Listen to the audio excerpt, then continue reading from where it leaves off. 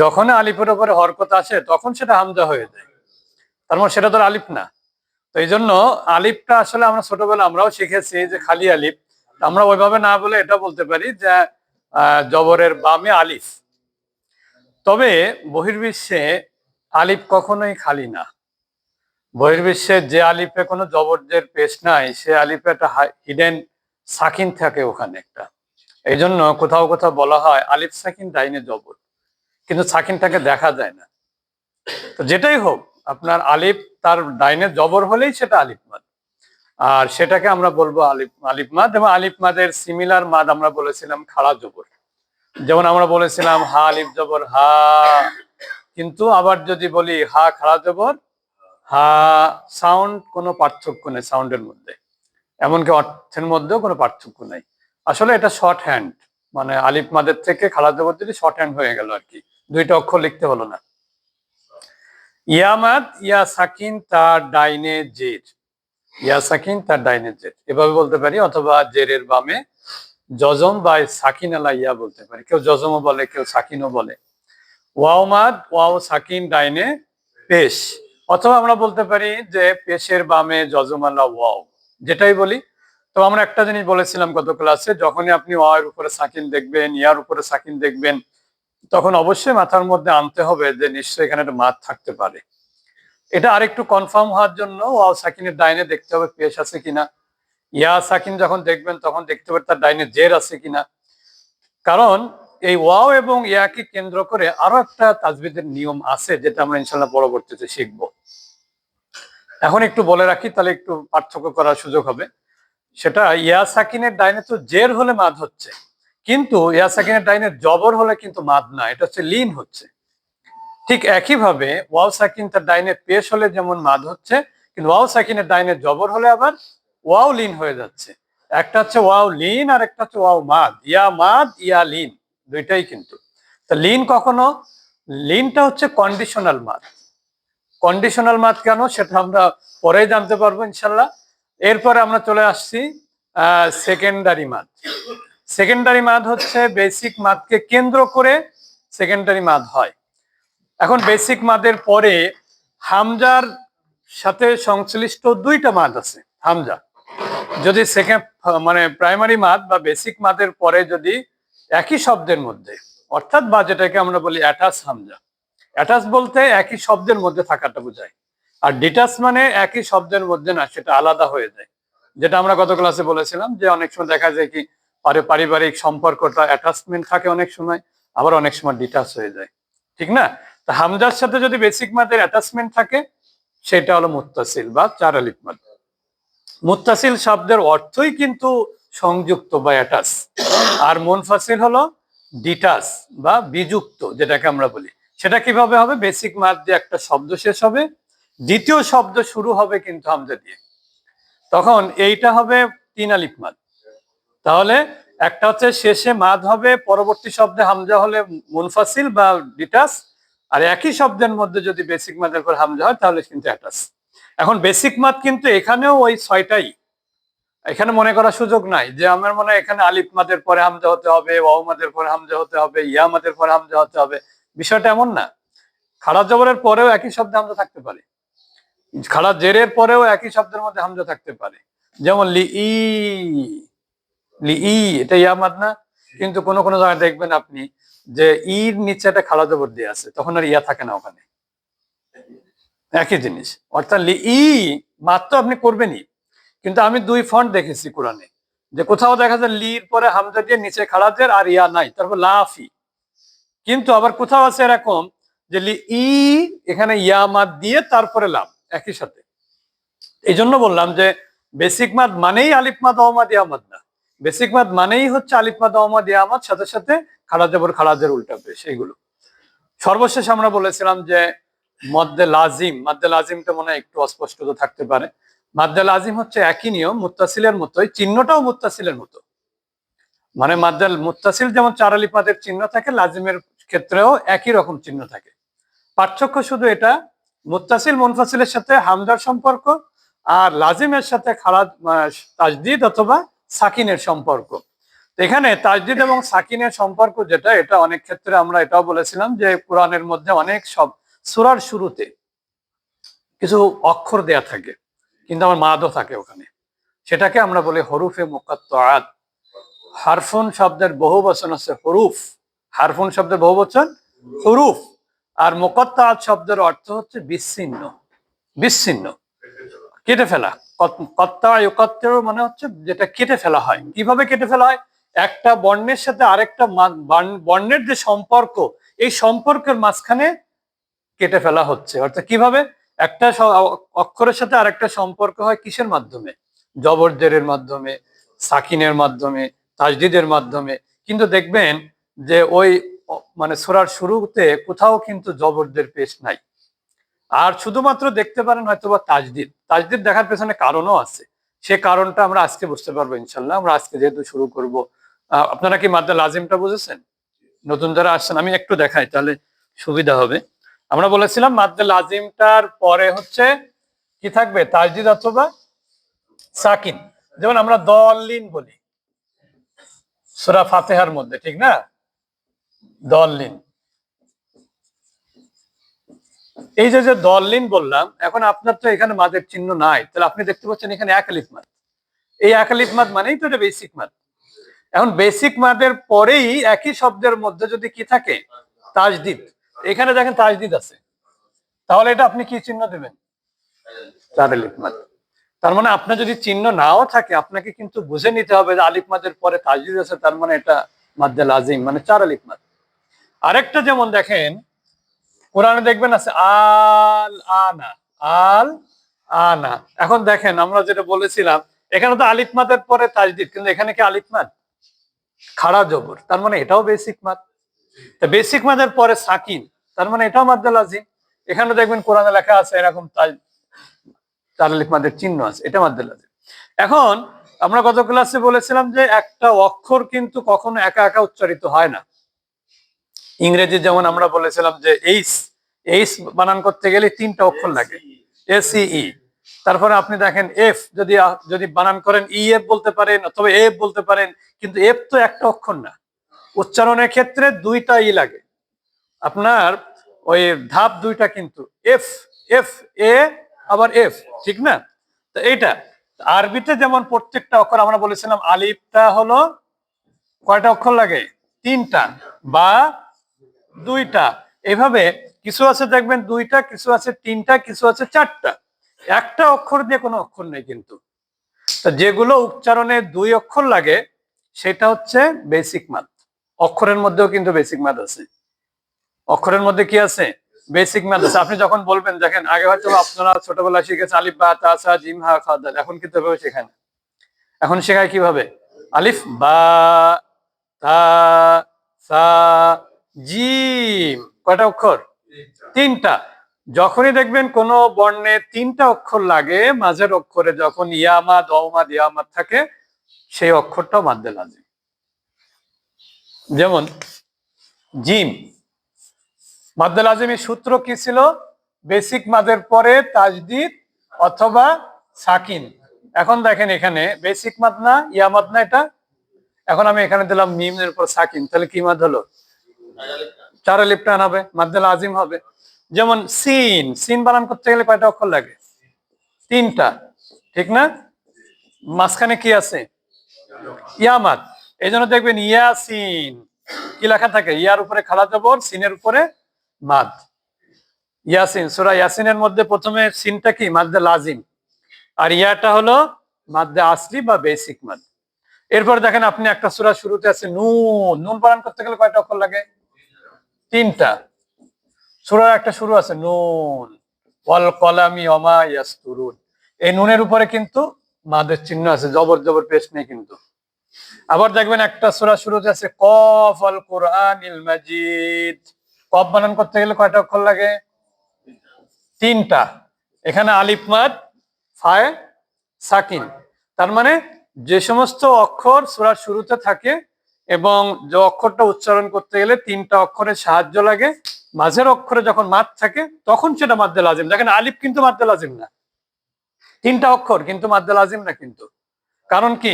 এখানে কিন্তু মাদের চিহ্ন, মাদের অক্ষর নাই। কোনো মাদ নাই কিন্তু আলিফে। আবার দেখেন হামজা, আমরা যেটাকে বলি হামজা লিখতে গেলে এই হিসেবে 4টা অক্ষর লাগে, হামজা। এখন দেখেন এখানে কি কোনো মাদের অক্ষর আছে? মাদ আছে কোনো? না, এই জন্য এখানে কোনো মাদ নাই। তার মানে 3টা অক্ষর হলে মাঝের অক্ষরে যখন মাদের চিহ্ন মাদ থাকবে বা বেসিক মাদ থাকবে, তখন সেটা কি হবে? মাদ্দে লাজিম।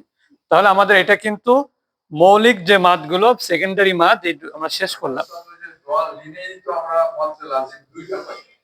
না না, এটা মাদ্দে লাজিম না। মাদ্দে লাজিম যেটা বেসিক্যালি সাকিন হতে হবে, এখানে হচ্ছে মাদ্দে আরজি হবে। এটা বেসিক্যালি সাকিন না। ওয়াকফ করলেও মাদ্দে লাজিম হবে না। সেই মাত্র আমি এখন শেখাবো আজকে। আমি প্রথমেই বলেছিলাম কন্ডিশনাল মাদ আছে। কন্ডিশনাল মাদ, কন্ডিশনাল মাদ হচ্ছে কন্ডিশন অ্যাপ্লিকেবল। সেখানে অনেক সময় বলে না 50% ছাড়, কিন্তু নিচে লেখা লেখা শর্ত সাপেক্ষে। শর্তটা হচ্ছে স্টপ করা, পড়া কি করা, স্টপ করা। এই শব্দটা রেখে দিলাম। দেখবেন কোরআনের মধ্যে বিশেষ করে আয়াতের শেষে কিছু কিছু মাদ থাকে, সেটা হলো মাদ্দে আরজি থাকে। মাদ্দে লিনটা আজকে পড়বো না। মাদ্দে আরজি হলো বেসিক মাদের পরের অক্ষরে যদি থামার কারণে সাকিন হয়, এমনি বেসিক্যালি সাকিন না, থামার কারণে যদি সাকিন হয় তাহলে সেটা হবে মাদ্দা আরজি। মাদ্দা আরজি হলো 3 আলিফ মাদ। মাদ্দা আরজি কয় আলিফ মাদ? 3 আলিফ মাদ। এখানে কিন্তু বেসিক্যালি তাজদিদ, আল আনার মধ্যে বেসিক্যালি সাকিন ছিল, কিন্তু এই জবর তো বেসিক জবর এখানে বেসিক্যালি, কিন্তু থামলে কিন্তু আপনার কি হবে? সাকিন হয়ে যাচ্ছে। যেখানে বেসিক মাদের পরের অক্ষরে থামার কারণে সাকিন হবে, সেটা মাদ্দে আরজি, এবং সেটা 3 আলিফ মাদ। সেটা হতে পারে ইয়া মাদের পরে, সেটা হতে পারে ওয়াও মাদের পরে, সেটা হতে পারে আলিফ মাদের পরে। যেমন ফাবিআইয়ি আলাই রাব্বিকুমা তুকাজ্জিবান, কারি সাহেব এত বড় টান দেয় কিভাবে? তুকাজ্জিবান, তুকাজ্জিবান, এখানে কি আলিফ মাদ না? এখানে কি জের না? কিন্তু আপনি যদি বলেন তুকাজ্জিবান, থেমে যান, তাহলে এটাও মাদ্দে আরজি। বুঝতে পেরেছেন? যেমন আর রহমানির রহিম, সূরা ফাতিহায় রহিমি, আসলে ছিল রহিমি ছিল, কিন্তু আমরা থামার কারণে কি পড়ি? রহিম বলি। এই রহিম বলার কারণেই এখানে মাদের পরিমাণ বেড়ে গেছে। আপনি যদি সূরা ফাতিহা দেখেন, প্রত্যেকটা আয়াতের শেষেই মাদ্দে লাজিম, সরি মাদ্দে আরজি আছে। কিন্তু আর যদি আপনি এক দমে যদি সূরা ফাতিহা শেষ করেন, তাহলে মাদ্দে আরজি একটাও নাই, শেষে একটা থাকবে দল লিনে। যেমন আমি যদি এইভাবে পড়ি, আলহামদুলিল্লাহি রাব্বিল আলামিন আর রহমানির রহিম মালিকি ইয়াউমিদ্দিন ইয়াকা না'বুদু ওয়া ইয়াকা নাস্তাঈন ইহদিনাস সিরাতাল মুস্তাকিম। মুস্তাকিমে থেমে গেলাম না, এই মাদ্দে লাজিম, মাদ্দে আরজি হয়ে গেল। না থামলে মুস্তাকিমা হয়ে গেলে তখন কিন্তু মাদ্দে আরজি হলো না। এই জন্য আমি এটাকে বলি কন্ডিশনাল মাদ। যদি বইতে লেখা নেই শব্দটা, তো এই জন্য কন্ডিশনাল মাদ। থেমে গেলে সাকিন, মানে মাদ্দে আরজি, না থেমে গেলে ওই মাদ্দে আসলি থেকে গেল। থামলে মাদ্দে আরজি, না থামলে সেই বেসিক মাদ থেকে গেল। বুঝতে পেরেছেন এবার? যেমন দেখেন আর রহমান আল্লামাল কুরআন, কুরআন, আন যেটা আনি ছিল, যেই থেমে গেলেন আন হয়ে গেল। আন হওয়া মানেই হলো 3 আলিফ মাদ, মাদ্দে আরজি। ফাবিআইয়ি আলাই রাব্বিকুমা তুকাজ্জিবানি খলাকাল ইনসানা তুকাজ্জিবানি, যখন বানি বলবেন তখন 1 আলিফি মাদ, এখানে বেশি করার সুযোগ নেই।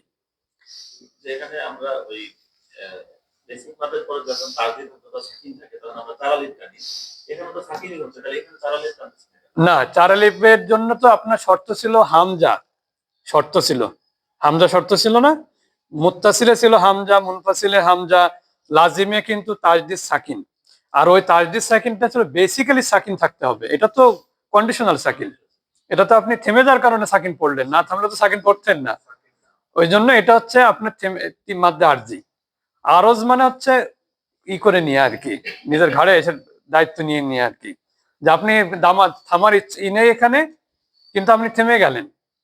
এটা আয়াতের মাঝখানেও হতে পারে, আয়াতের মাঝখানেও কিন্তু মাদ্দে আরজি হতে পারে যদি আপনি থেমে যান এবং সেখানে যদি থামার কারণে সাকিন হয়। তবে অনেক সময় এরকম হতে পারে, যেমন দেখেন অনেক সময় এরকম শব্দের শেষে দেখবেন দুই জবর থাকে, হ্যাঁ, কিন্তু এর আগে মাদ্দে বেসিক মাদ আছে, তখন কিন্তু মাদ্দে আরজি হবে না, কারণ কি এখানে তো সাকিন হবে না, থেমে গেলে একালিফ মাদ হবে, মাদ্দে এওয়াজ যেটাকে আমরা বলি। এই জন্য সাকিনটা মেইন শর্ত, এখানে সাকিন ছাড়া মাদ্দে আরজির কোনো অস্তিত্ব নাই।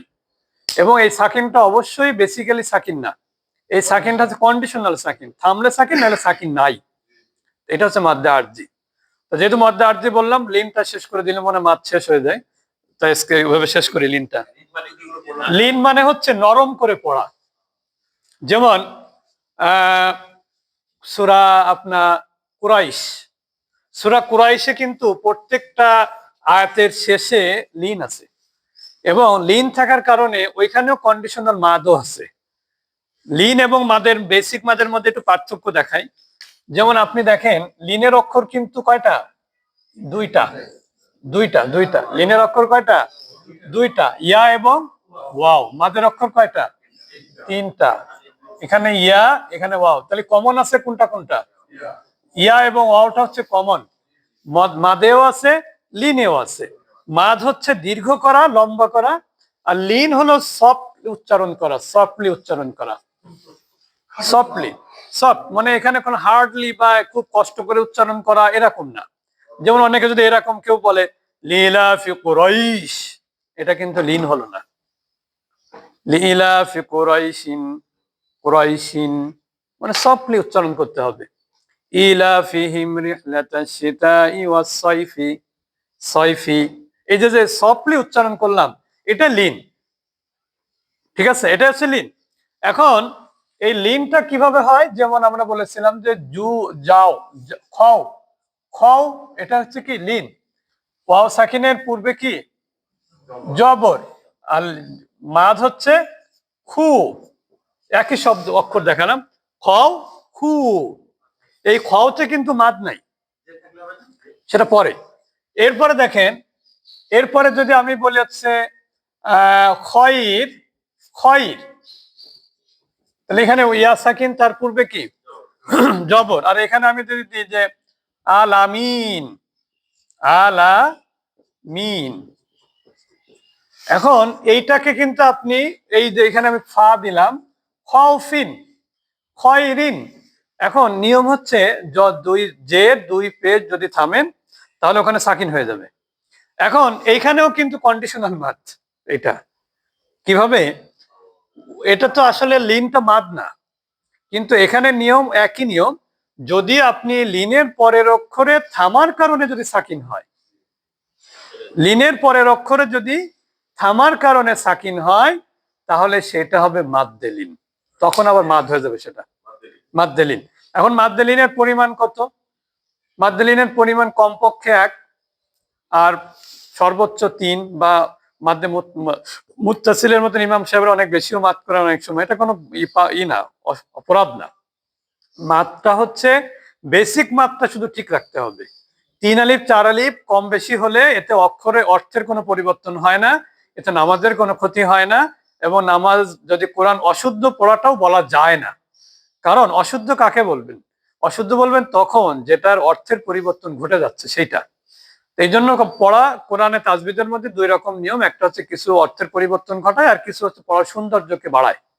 তো এই মাদ্দে লিনটা হচ্ছে আপনার পড়ার সৌন্দর্যকে বাড়িয়ে দেয়। তাহলে লিন এবং বেসিক মাদের মধ্যে পার্থক্য হচ্ছে, লিনের পরে একই নিয়ম, যদি থামার কারণে সাকিন হয় মাদ্দে লিন, আর এইটা হচ্ছে বেসিক মাদের পরের অক্ষরে যদি থামার কারণে সাকিন হয় তাহলে মাদ্দে আরজি। লিন, মাদ্দে লিন, মাদ্দে আরজি। লিনটাও কন্ডিশনাল, আরজিটাও কন্ডিশনাল মাদ। এইটা 3 আলিফ মাদ করবেন, 3 আলিফ মাদের কমে কোনো বিধান নাই, আর এটা 1 থেকে 3। তাহলে ইয়া লিন কাকে বলে? ইয়া সাকিন তার ডাইনে জবর। ওয়াও লিন কাকে বলে? ওয়াও সাকিন তার ডাইনে জবর। তার মানে লিনের সাথে সম্পর্ক জবরের। আর অক্ষর হচ্ছে 2টা, ওয়াও এবং ইয়া, এবং এই 2টা অক্ষরের উপরে সাকিন হতে হবে এবং তার পূর্বের অক্ষরে জবর হতে হবে। এটাকে যদি আপনি মাদ করতে চান, তাহলে তার পরবর্তী অক্ষরে থামার কারণে সাকিন হতে পারে। এমন যদি এরকম থাকে, মনে করেন খাওফান যদি থাকতো, তাহলে কিন্তু এখানে আর মাদ হবে না, কারণ ওখানে তো সাকিন হচ্ছে না থামলে। ফাও ফা হয়ে যাচ্ছে, এই জন্য এটা কিন্তু মাদ হবে না ওইখানে। তো যাই হোক আমরা মাদ, জি হ্যাঁ হ্যাঁ, দুইটা পেশ হলে হতো, কারণ জের এবং দুই জের এবং দুই পেশের জায়গাতে থামলে সাকিন হয়। দুই জবরের ক্ষেত্রে কখনোই সাকিন হয় না, খাড়া জবরের ক্ষেত্রে সাকিন হয় না, মনে রাখবেন। খাড়া জবর এবং দুই জবর এইখানে থামলে কখনোই সাকিন হবে না, বরং খাড়া জের উল্টা পেশ, দুই জের দুই পেশ, এই সমস্ত জায়গাতে থামলে সাকিন হয়ে যাবে। খাড়া জবর এবং আপনার দুই জবরটাতে কখনোই সাকিন হবে না। তাহলে আমরা আজকে তাজবিদের ক্লাস এখানেই, জি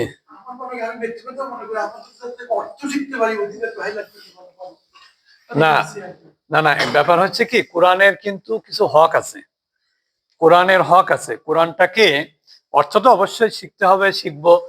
অর্থ না শিখে গেলে তো আল্লাহর কাছে দায়ী হতে হবে, ঠিক না?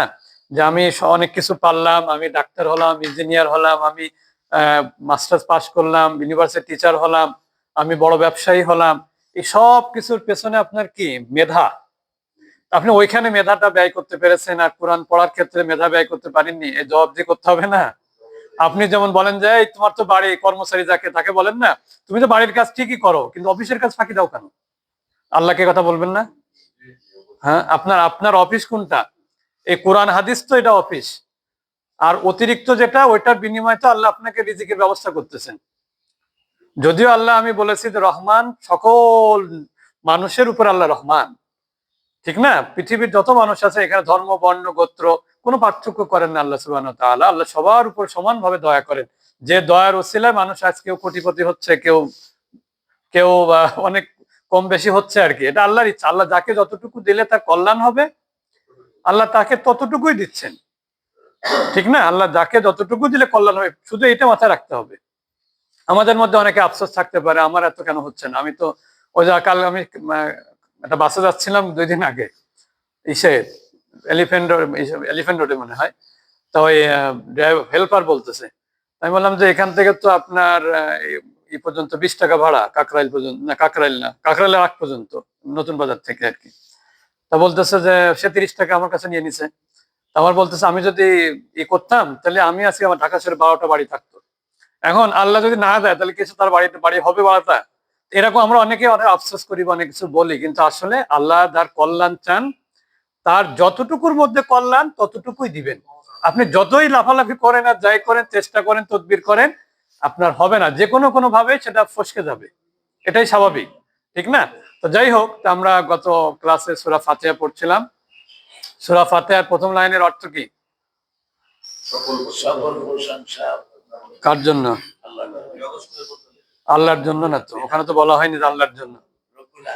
রব্বুল আলামিনের অর্থ কি? জগৎ সমূহের প্রতিপালক। জগৎ সমূহের প্রতিপালক। তাহলে দেখেন অর্থ কিন্তু অনেক সময় আমরা বানিয়ে ফেলি, ঠিক না? ডিআইজি হলেই যে অর্থ বানানো যাবে না, এটা কিন্তু এটাই স্বাভাবিক নিয়ম। কোরআনের আয়াত, যেখানে তো অর্থ আমি ইচ্ছা করলে বানাতে পারবো না যে আল্লাহ, ঠিক না? তাহলে আমরা রহমান আর রহমানির রহিম অর্থ কি? পরম করুণাময়, অসীম দয়ালু। পরম অর্থ কিভাবে হলো এখানে?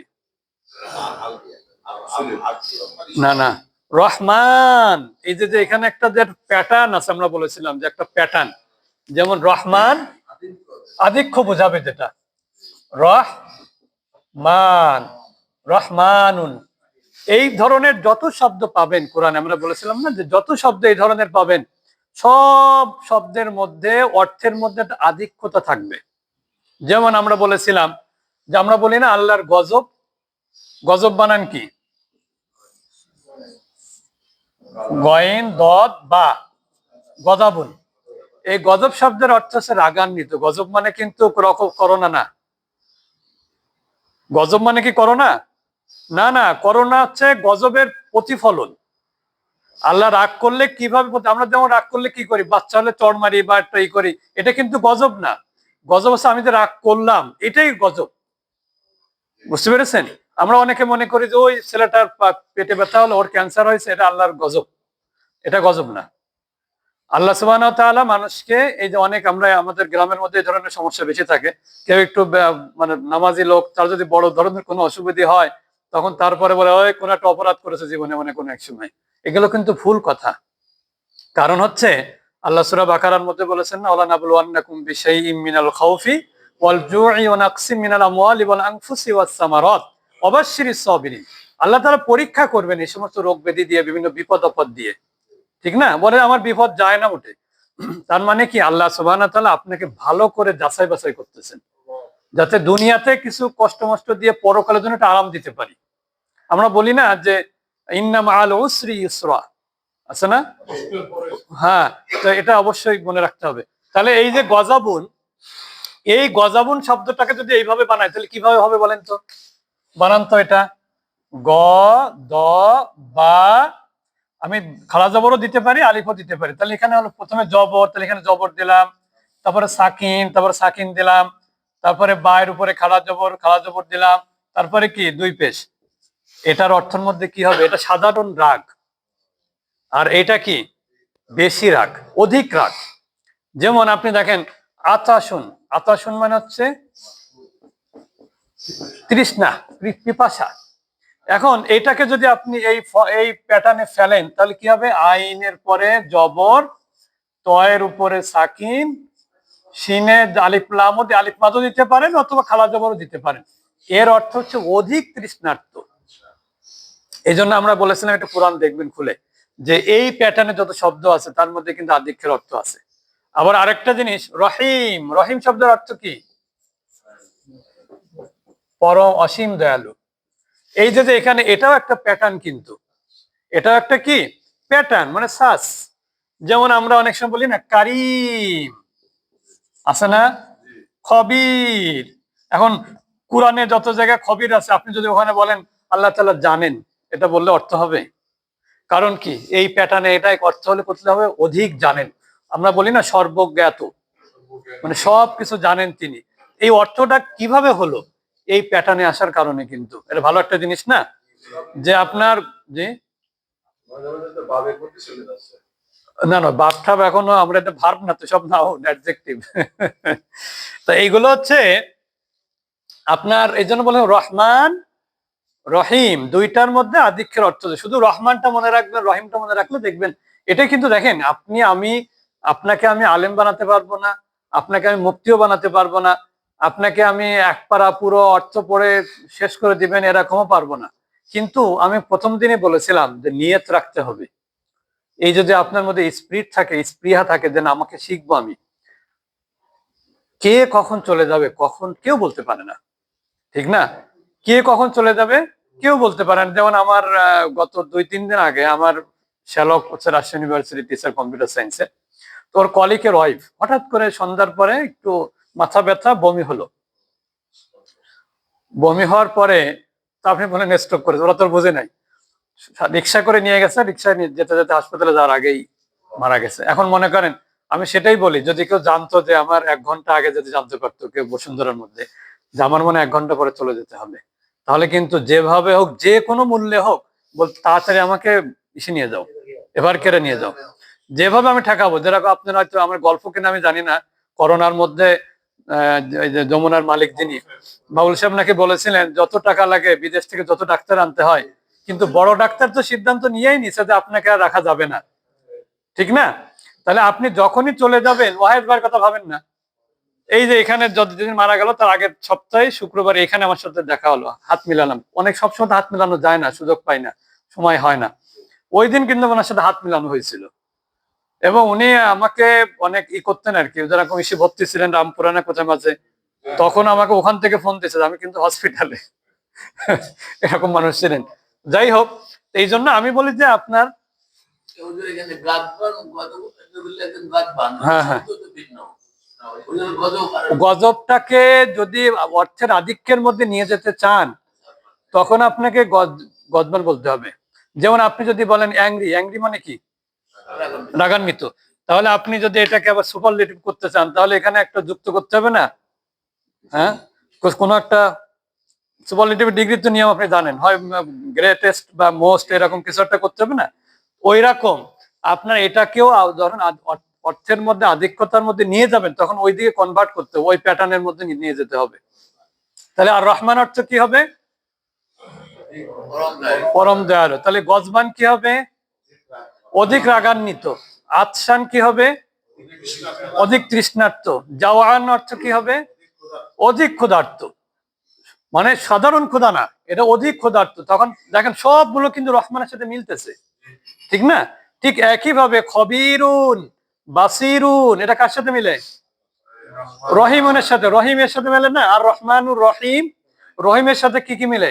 খবির, বাসির। কোরআনে কি কোথাও দেখেছেন বাসিরের অর্থ করা হয়েছে আল্লাহ তাআলা দেখেন এতটুকুর মধ্যে সীমাবদ্ধ করা হয়েছে কোথাও? সর্বদ্রষ্টা।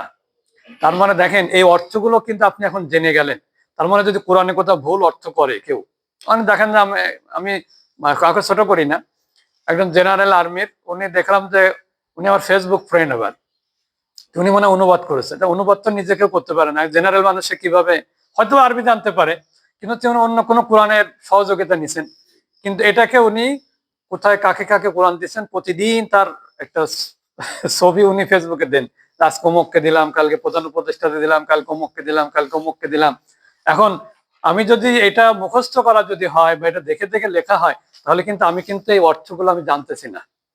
তাহলে এটা জানার মধ্যে কি থেকে গেল না, কিছু গ্যাপ থেকে গেল না? এটা আমি অবশ্যই তাকে উৎসাহিত করি, সে কোরআন বিতরণ করতেছে, মানুষ কোরআন পড়বে, এটাকে আমি ডিসকারেজ করি না, এটা ইনকারেজ করি। কিন্তু তার উচিত বা আমাদের উচিত কি, অন্ততপক্ষে বেসিক যে বিষয়গুলো আছে সেইগুলো কিন্তু আমাকে জানলে বরং আরো বেশি এটা আমার নিজের স্যাটিসফ্যাকশন দিকে বেশি হয়। যেমন আমি একটা জিনিস দেখেন, কেউ যদি ক্লাসে ফার্স্ট হয় আর যদি সে পড়ালেখা না করে, শুধু পরীক্ষার জন্য পড়াশোনা করে, তখন ফার্স্ট হয় সে। ক্লাসের মধ্যে যদি পড়া জিজ্ঞেস করে টিচার, তখন কিন্তু সবসময় সে আতঙ্কের মধ্যে থাকে, থাকে না? এবং লজ্জাও পায় অনেক সময়, পায় না? ভালো মেধাবী ছাত্র যদি পারফরমেন্স খারাপ হয়, ইন্টারভিউতে হোক বা ক্লাসে হোক, সেটা তার জন্য কি অপমানজনক হয় না? অনেক সময় বেশি লজ্জা পায় যে আমি এত ভালো রেজাল্ট করলাম, কিন্তু কিন্তু দেখা যাচ্ছে আজকে কম রেজাল্টধারীরা কিন্তু ভালো দিচ্ছে, ইন্টারভিউ ভালো দিচ্ছে, ভাইবা বোর্ডে ভালো করতেছে। তা এরকম যেন না হয়। মানে আমি যতটুকু জানবো ততটুকুই আমার কি করতে হবে। আব্দুল্লাহ বিন মাসউদ বলেছেন, আমি একটা আয়াত না বোঝা পর্যন্ত, নিজের জীবনে বাস্তবায়ন না করা পর্যন্ত আমি আরেকটা আয়াত পড়তাম না। এই পড়া মানে হচ্ছে অনুধাবনের চেষ্টা করতাম না, আগে এটা শেষ তারপরে ওইটা। তো যাই হোক, আমরা রহমান শব্দের অর্থ হলো পরম, রহিম, অসীম, এটা আধিক্যের অর্থ দিবে। আজকে আমরা পড়বো মালিক ইয়াউম। ও মালিক ইয়াউমিদ্দিন পড়েছি আমরা। আরেকটা জিনিস বলেছিলাম যে অক্ষর বেশি হলে অর্থ কি হয়? বেশি হয়। যেমন মালিক ইন্নাস, এই মালিক মানে কি? মানুষের অধিপতি, মানুষের অধিপতি। কিন্তু মালিক ইয়াউমিদ্দিন অর্থাৎ প্রতিফল দিবসের অধিবাসী।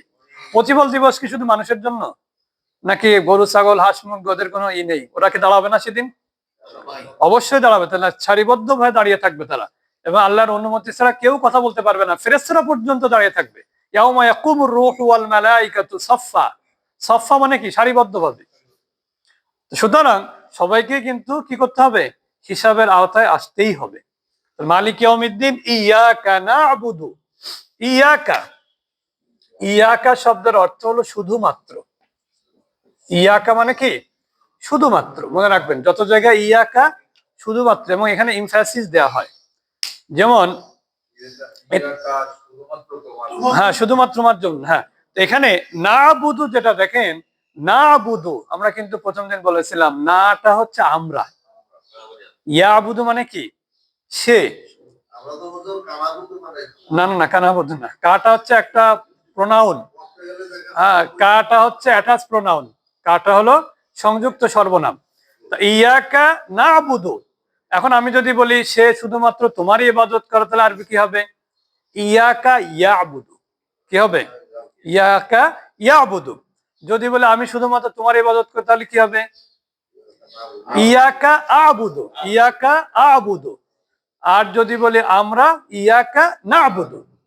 আর যদি বলি সে, ইয়াকা ইয়াবুদু। যদি বলি তুমি, ইয়াকা তাবুদু। এটা এমনি বলছি, এটা আস্তে আস্তে আপনারা দেখুন ভালো লাগবে। তাহলে ইয়াবুদু মানে কি? যদি আমরা বলেছিলাম যে ইয়াটা হলো থার্ড পারসন, ইয়াটা কি? থার্ড, তা সেকেন্ড, সেকেন্ড, আর ফার্স্ট পারসন সিঙ্গুলার, আর না ফার্স্ট পারসন প্লুরাল, ঠিক না? তা এটা হচ্ছে কোনো ভার্বের ক্ষেত্রে যেমন আমরা আই ব্যবহার করি, ইংরেজিতে তো অন্য এরকম ধরনের কোনো সুযোগ নাই। ইংরেজিতে আমরা আই বলি ফার্স্ট পার্সন সিঙ্গুলার হলে, ইংরেজিতে আমরা উই বলি ফার্স্ট পার্সন প্লুরাল হলে, থার্ড পার্সন হলে হি বলি, সেকেন্ড পার্সন হলে ইউ বলি, বা যদি সেটা ইম্পারেটিভ হয় তাহলে তার কিছু বলাই লাগে না। তো এরকম আল্লাহ সুবহানাহু ওয়া তাআলা আমাকে কি বলছেন, যে তোমরা বলো ইয়াকা নাবুদু, কেবলমাত্র শুধুমাত্র তোমারই ইবাদত করি, ওয়া ইয়াকা, আবার কেবলমাত্র নাস্তাইন। নাস্তাইন মানে কি? সাহায্য প্রার্থনা করা। নাস্তা, নাস্তা মনে রাখবেন, এটা একটা ভালো জিনিস। নাস্তা, ইস্তা, বিস্তা, নিস্তা সবগুলোর জায়গায় প্রার্থনার অর্থ আছে। কি বললাম? হ্যাঁ হ্যাঁ, কোথায় কোথায়?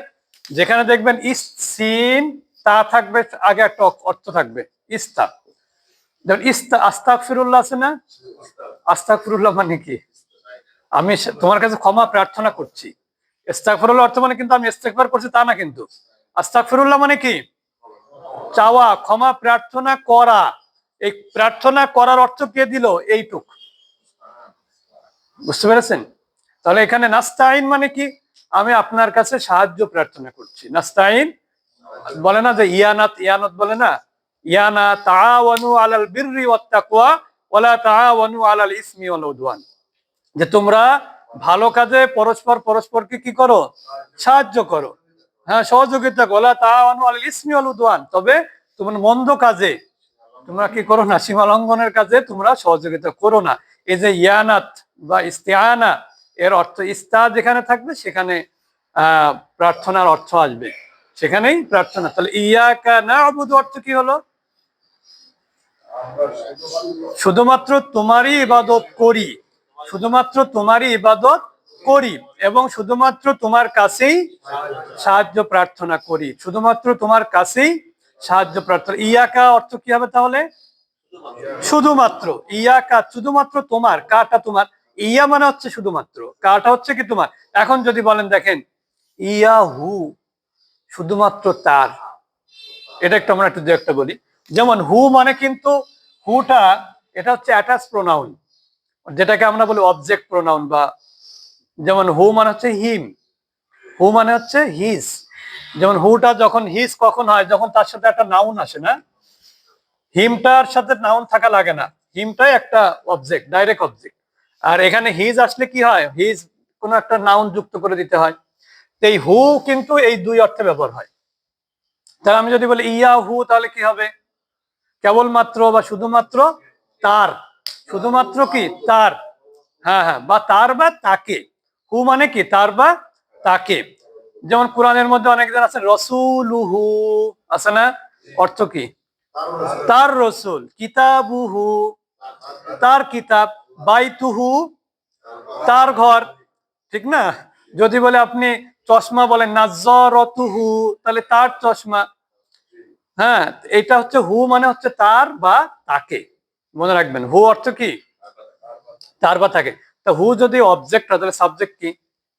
হুয়া।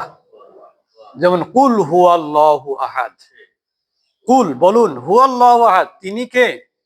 আল্লাহ। হুয়াল্লাহু আহাদ মানে কি? তিনি আল্লাহ। তাহলে হুয়া মানে সে, আর হু মানে কি? তার বা তাকে, তার বা তাকে। যখন এটা হুটা কোনো নাউনের সাথে যুক্ত হবে অথবা কোনো প্রিপজিশনের সাথে যুক্ত হবে তখন তার হবে, আর যখন এটা কোনো ভার্বের সাথে যুক্ত হবে তখন তাকে হবে। আমরা পুরো ক্লাসের বড় ভুল করি না, আমরা জেনারেলি পড়ি কুলহু আল্লাহু আহাদ। তাহলে তো ভুল। কুলহু অর্থ কি হয় জানেন? কুল মানে তুমি তাকে বলো, আর ওয়ার অর্থ বলা এবং, তখন ওটা যখন আলাদা বলছেন তখন এর অর্থ হয় তুমি বলো তাকে এবং আল্লাহ, এই অর্থ হয়, কিন্তু অর্থ হয় না। তাহলে আমরা জানলাম দুইটা জিনিস আজকে এই ক্লাস থেকে, দুইটা জিনিস জানলাম। হুয়া মানে সে, এটা সাবজেক্ট, আর হু হচ্ছে তার অবজেক্ট। হু এর অর্থ কি হয়? তার বা তাকে। কখন তার হয়? যখন প্রিপোজিশন। যেমন দেখেন আপনি একটা জিনিস আমি এখানে শেষ করবো তাহলে। যেমন হুটা যদি হয় আপনার প্রিপোজিশন, যেমন ইংরেজিতে যদি বলেন ফর, কি হবে? হিম, তখন এর অর্থ কি হয়? তার জন্য, তার। আবার যদি বলেন এটা প্রিপোজিশন, আবার নাউনের সাথে যেমন দেখেন যে হিজ, তখন তার হিম হবে না, his, his house, his house তার মানে কি তার বাড়ি, তার বাড়ি, তাই তাই হলো না। কিন্তু যখন আপনি কোনো ভার্বের পরে দিবেন তাহলে কি হবে, হি টক টু হিম।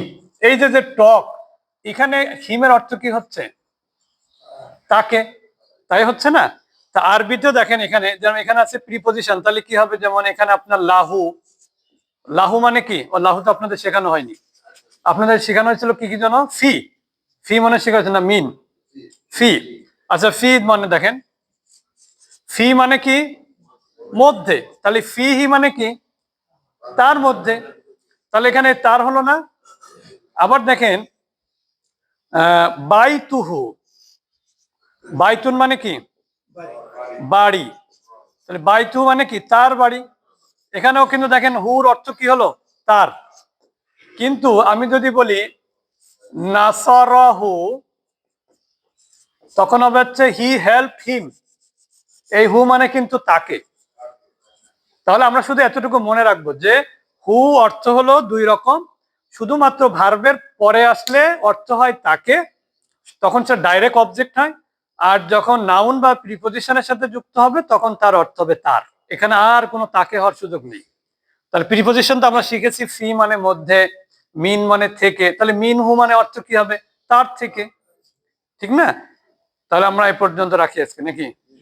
আচ্ছা, তো এটা একটু আমরা একটু মাঝে মাঝে শুনবো, একটু খেয়াল রাখার চেষ্টা করব, তাহলে ভালো হবে। আমি বলেছিলাম যে এখানে একটা হোয়াটসঅ্যাপ গ্রুপ করতে, যেখানে যেহেতু রেকর্ড যেহেতু হচ্ছে, তাহলে ওটা দিয়ে দিলে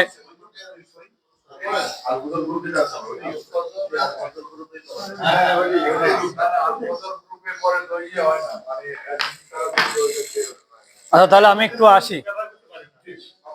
আসসালামু আলাইকুম ওয়া রাহমাতুল্লাহ। না না খেজুর খাবো না, আমি একটু